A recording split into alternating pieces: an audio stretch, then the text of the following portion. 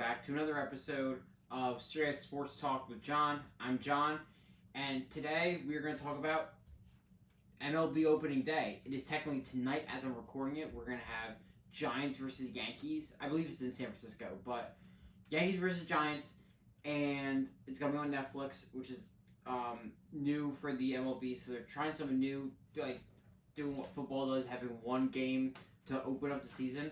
People have issues with that. I kind of like it, but we're not going to talk about Yankees and Giants tonight.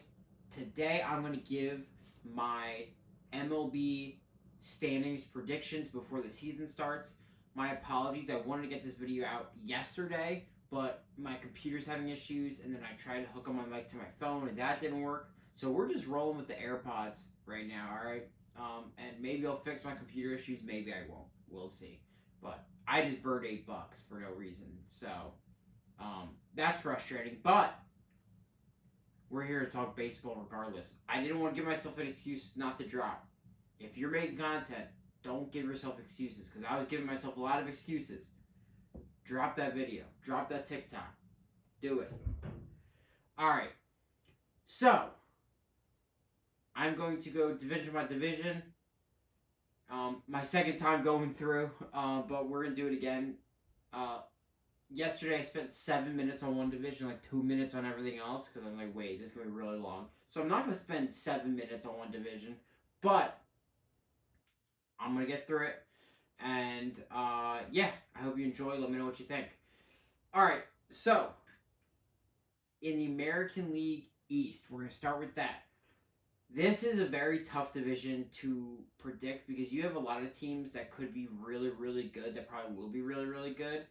And then some teams that maybe not, right? Maybe not. And I think it's going to be interesting how that shakes out. Because I'm looking at my standings and I'm just not feeling great about some of the things. So I might switch some things around right now. But without further ado, first place, I am going to respect the American League champions, the Blue Jays. They kind of ran it back, but not really, because, of course, you have Bo Bichette, who went to New York, and you kind of have an infield issue, right? Because, I mean, he was just such a good bat in that lineup. Pardon me, I'm just making sure I get names right and everything. But yeah, I like the Dylan Cease trade shores up their starting rotation, especially with Yasevich. I think he's starting out the season hurt. So having him in your rotation, him as your one, to start, I mean, you're already giving yourself a lot more security and cushion in that starting rotation. They signed Kazuma Okamoto from Japan. Pardon me if I got that name wrong. And he should be really good third baseman. We don't know how good yet, but I have a feeling he's gonna be really good. Yeah, and you guys got guys already there. Vlad Guerrero, Ernie Clement. I just feel like there is a lot of talent in this roster, and I think they're gonna be right there competing again. Red Sox, I have second place, and I have them second place over the Yankees because of pitching. I trust their pitching rotation. I trust their health better. Crochet and Suarez is a really good 1 and 2. People might be scared of Suarez because of how poorly his spring training went, but listen, he's as secure a guy as you can get.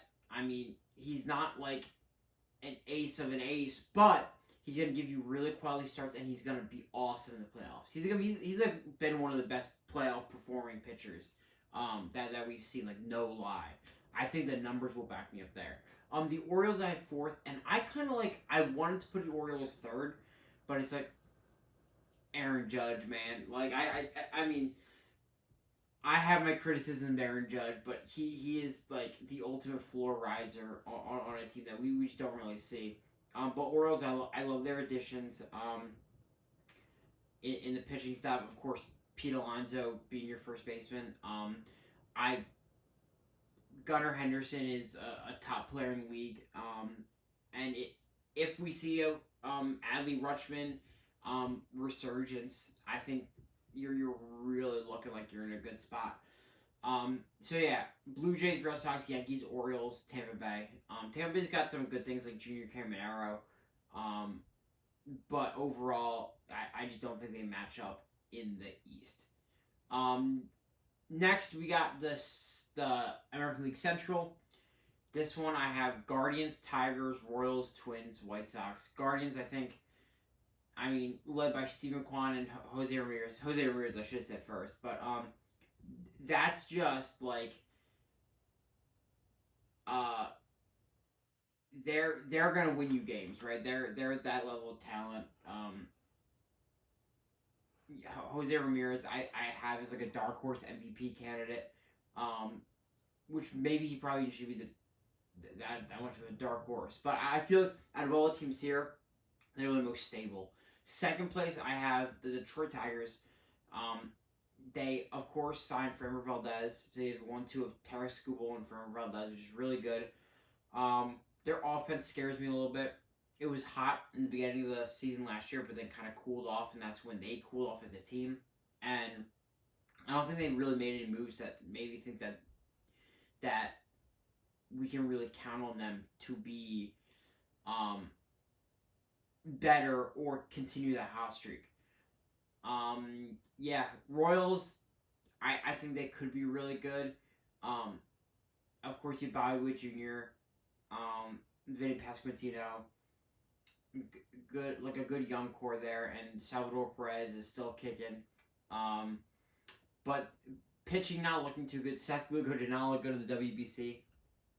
So their pitching is the thing that really scares me when we're talking about the Royals. The Twins, they completely blew up shop. I might put the White Sox over the Twins, honestly. I don't know. It's tough. They're both very bad.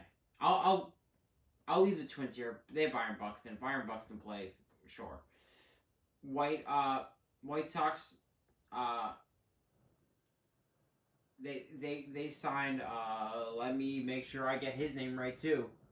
Munetaka Murakami. I love that addition because it's such a low risk, high reward.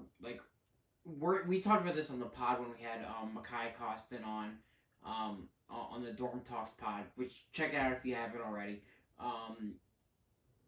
Just worst comes to worst, you get a player that you can eventually trade to continue to bolster your farm system.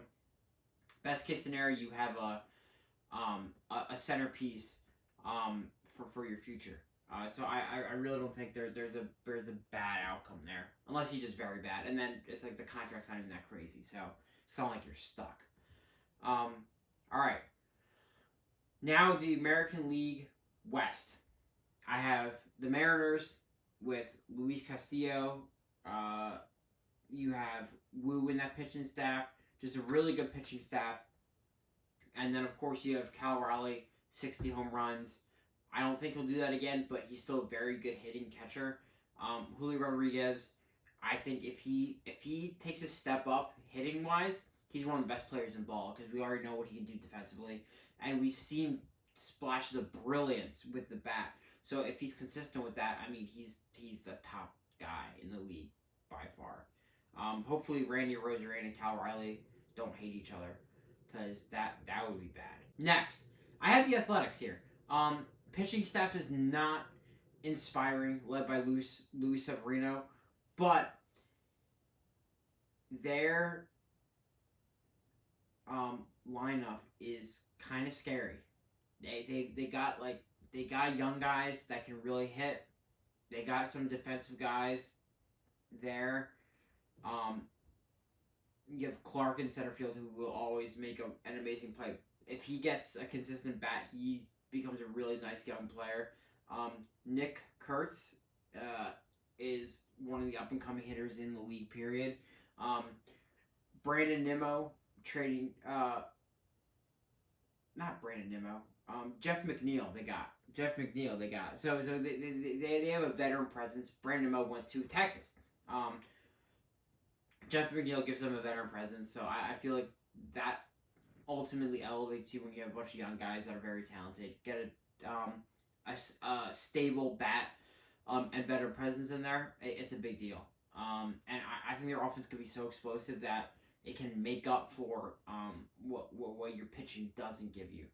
I think Mariners are far and away run away with this though. Rangers, I think they could be better than last year, but I don't know. They're just so like they're a big question mark, man.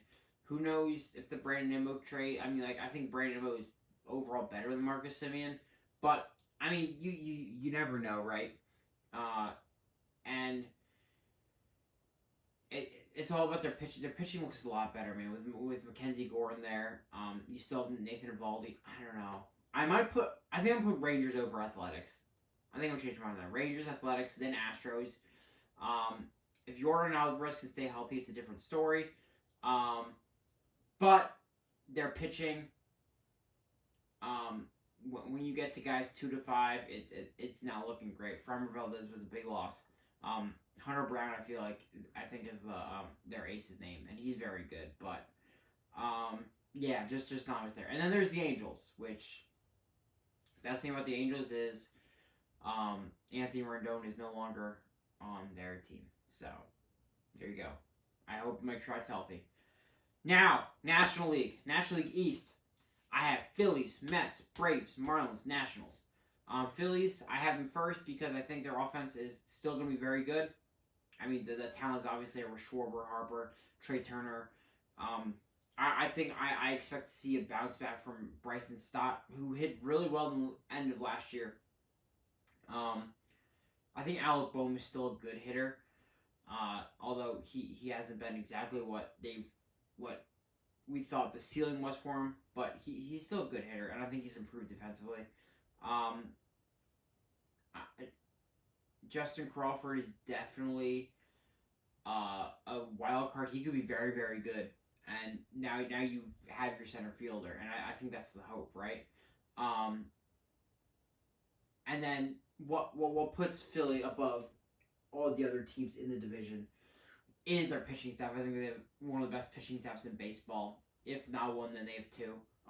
People think that Wheeler, I don't understand why people think that he's going to drop 20 spots in the pitching rankings. I feel like once he comes back and he's healthy, I don't see a reason why he's going to decrease in just quality of pitching. Maybe there's an endurance thing, maybe. I don't know. I don't really know what the long-term effects of blood clots are. I know he had to remove a rib. I just, it's not blowing out your elbow, which is what, I'm not a doctor, and I don't immediately see a direct correlation to blowing out your elbow to how you perform on a pitching mound. So if Wheeler comes back and he's that number one guy, they for sure have the best pitching staff in baseball. And if Painter's really good, then it's forget about it. Just forget about it. Mets, I have number 2. I like their off-season additions of they really made up for what they lost. And they have a really lethal lineup with Lindor, Soto, Bichette, right? Marcus Semien now, if he can have a bounce back year, he's really good.